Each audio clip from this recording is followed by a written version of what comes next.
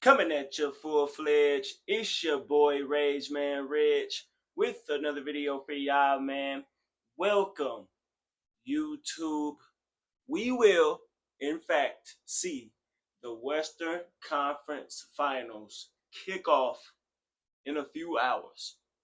Of course, this round is between the sixth-seeded Minnesota Timberwolves and the first-seeded Oklahoma City Thunder. Now, we're all aware of the pathway for the Wolves per my last video on them, which I will put in the description. Two dominant, one-sided gentleman sweeps against superstars LeBron James and Steph Curry, as well as quote-unquote playoff riser Jimmy Butler. As far as their regular season goes, though, the squad won 7 less games. They went 49 and 38, I believe. 44 and 38. No, they went 49 and 33. Yeah. One might say though, that is a step back from the previous year. However, based on my view and my research with this postseason run, this is not only the second year in which a six seed, second straight year, a six seed makes the conference finals, with Indiana Pacers making it last year as they won 47 games and making it this year, as well as the Timberwolves. But for Minnesota, this is the second year ever in franchise history where they made back-to-back conference finals appearances. Again, franchise first. So, this team is still setting a standard for themselves and possibly a new one for the league, because if they can win a championship, the Minnesota Timberwolves, they will officially remove themselves from the shadow of the Lakers. We know the Minneapolis Lakers, of course, George Mike, and I'm certain. Shouts out to Two Round for TV on those old videos on George Mike. I think he has something to do with the formation of the Timberwolves. I know that he was the general manager at a point of George Mikan was at a point for the ABA. I'm not sure. I'm not sure. It was a long time I was seeing those videos. It was back when I was in college, I think. But they will officially do that and make their own legacy. And who knows what will happen if whoever will win Finals MVP. But they still got a chance to set a new standard again in the league as far as setting standards is concerned. Although in addition to setting standards, whatever you want to say, the 68-14 OKC Thunder got a significant amount of rest compared to the remaining teams. That was because of the first round sweep of the Memphis Grizzlies by an average margin of 19.5 points. That was the polar opposite for them in the first round, as they face and eventually eliminate the Denver Nuggets in a legacy-defining 7 games. Now, how is this legacy defining? Of course, OKC, 68 games, make it to the conference finals.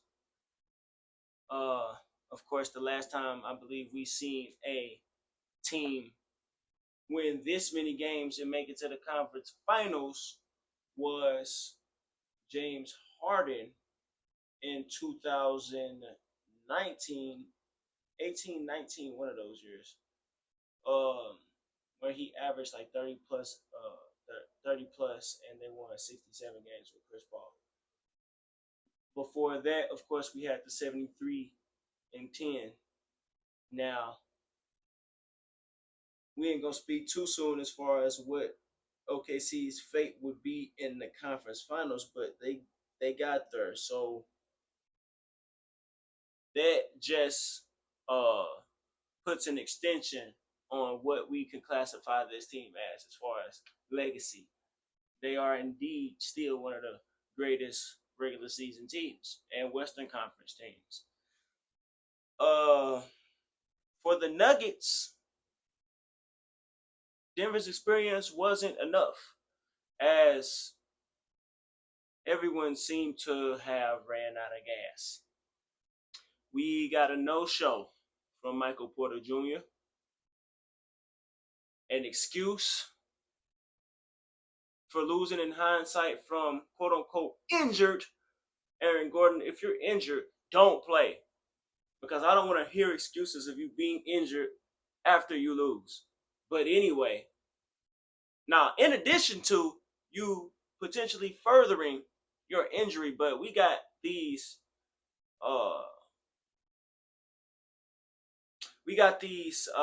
quasi gladiators that they got this ethos of quote unquote leaving it all on the court, even though most of them don't leave it all on the court, but they still want to give this ethos of Warriors. Man, y'all making money, bro. Y'all getting paid to do this. Do not put your money on the line.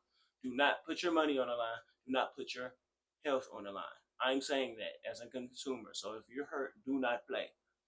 And finally, 3-time, hopefully never ever again to be awarded a fourth, never ever to be awarded a fourth, 3-time MVP Nikola Jokic got locked up in most of the game by 6'5" Alex Caruso. It's too easy to plan for him, especially the fact that he's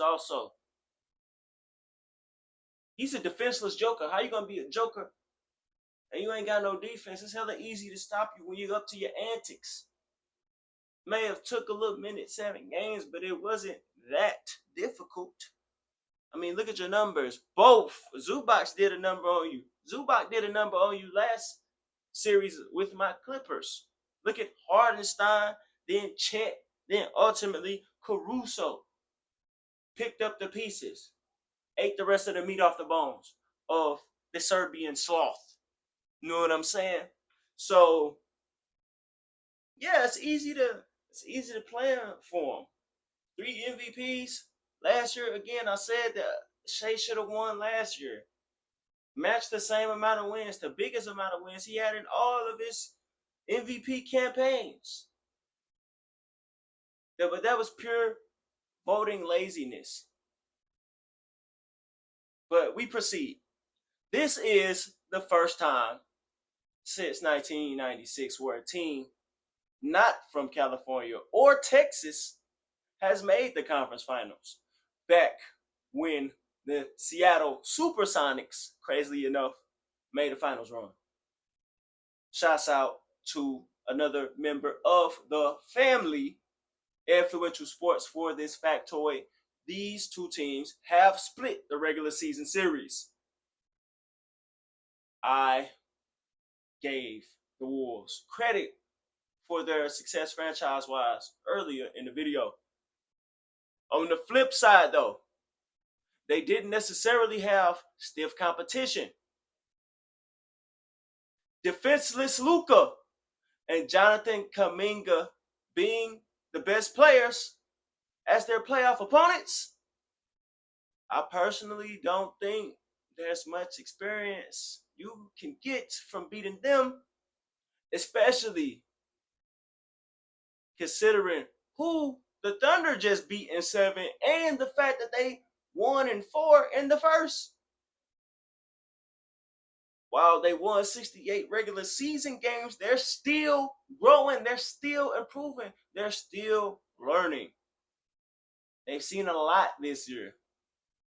That being said, while Ant-Man, Rudy Gobert, and Julius Randle have been turning it up, Minnesota, Coca-Cola, Motorola, OKC and 6.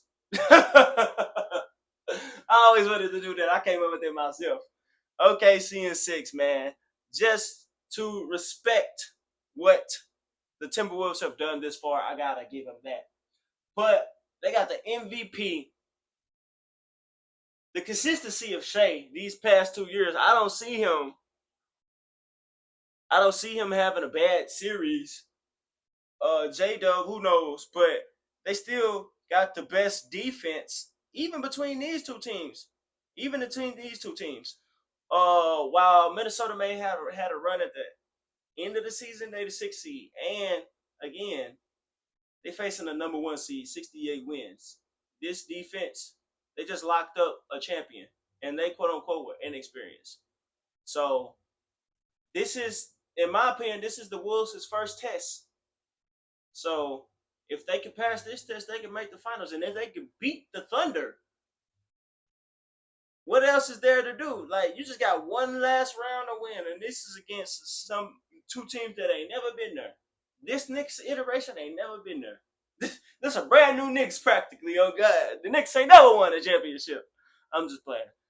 Knicks fans might get on my ass for that. So, but you know what I'm saying. So, in a couple hours, we will see. Time will eventually tell. Y'all let me know who y'all got. Will Minnesota bring the Thunder to Oklahoma City, or will Oklahoma City let the lightning strike in the land of 1,000 lakes? Y'all let me know. But first, hit that like button, comment at the beginning, middle, and ending of the video, share for others to see, subscribe if you're new, and hit that notification bell so you can be notified every time I drop. And I'm out!